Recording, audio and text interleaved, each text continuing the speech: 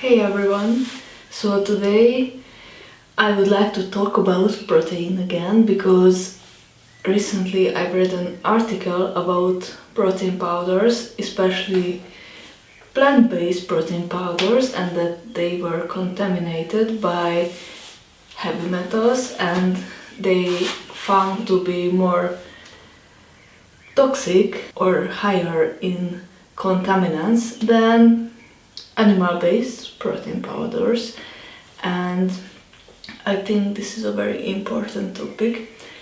So I used to be a strictly high-carb vegan and I did it for years, and last December 2017, I started taking some amazing plant-based protein powders like Vega Essentials, and I also suffered from acne, very severe acne, which was caused mostly by overactive sebaceous glands. And yes, so I started taking some protein powders, and my experience is that my upper body strength is amazing at the moment.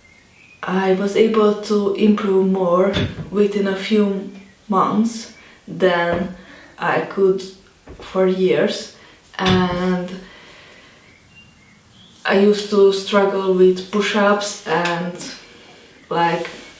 upper body exercises, and now I just don't. And my recovery is incredible.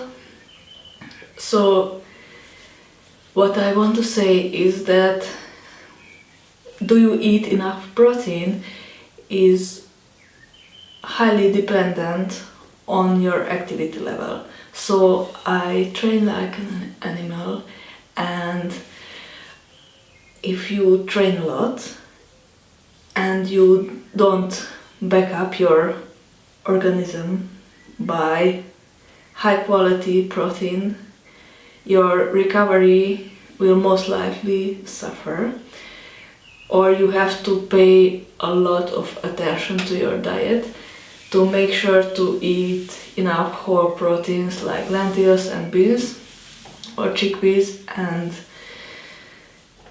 yes, so that's not easy, especially if you need tons of calories, and in case your activity level stays high and you won't eat enough protein, your DHT levels will skyrocket and you might suffer from acne, or you might start to bald, because both of these issues are related to high DHT levels. And a few years ago I listened to an interview with Dr. Douglas Graham, who is the founder of the 80-10-10 diet, and many people asked him why he was balding, and he admitted that if something is wrong, it must be the diet. So yes, he was training insane and he didn't eat enough protein. It's that simple. And yes, so in my experience, when I trained very hard, like I trained 6 times a week, and I don't train as intense as I used to.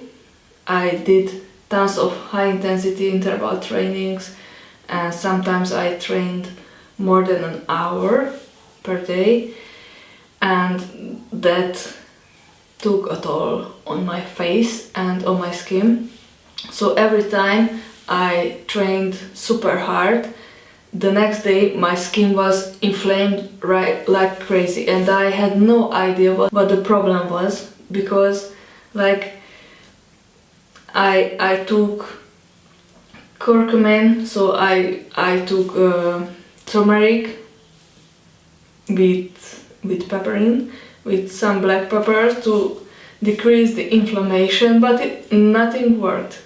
And as soon as I started taking the protein powders, my skin was way better, and now it's better than it was for years, and I'm very thankful.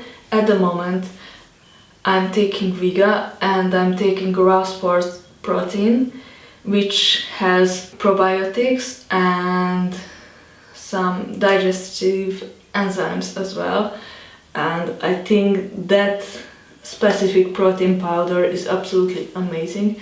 So if you want to get clear skin, then you definitely want to include that into your diet. So protein, probiotics, and something to help with your digestion.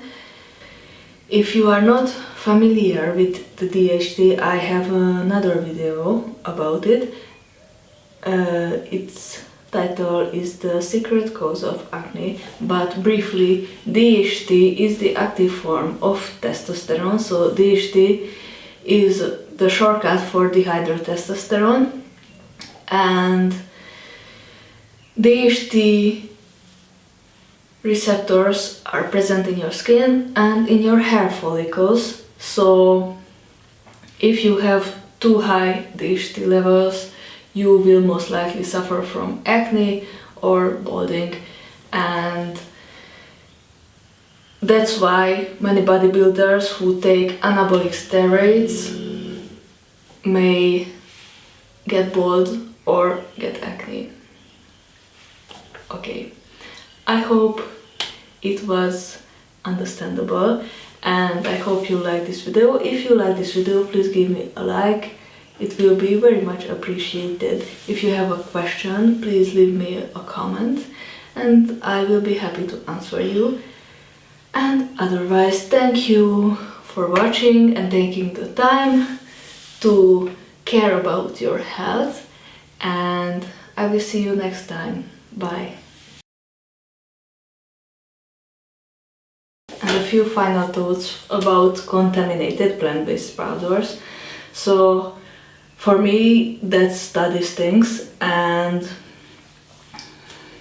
especially that they said that the egg protein powder was the cleanest. In addition, they were talking about plants absorbing the contaminants like lead and mercury from the soil, and let's face it, like if it's organic or if it's not, if you eat cacao powder, because they mentioned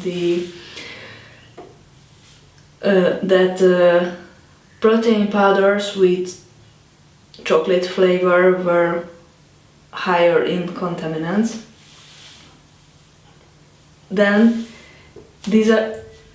these plant-based protein powders were made from food, and if you eat the food, you will most likely eat those heavy metals too. So who cares?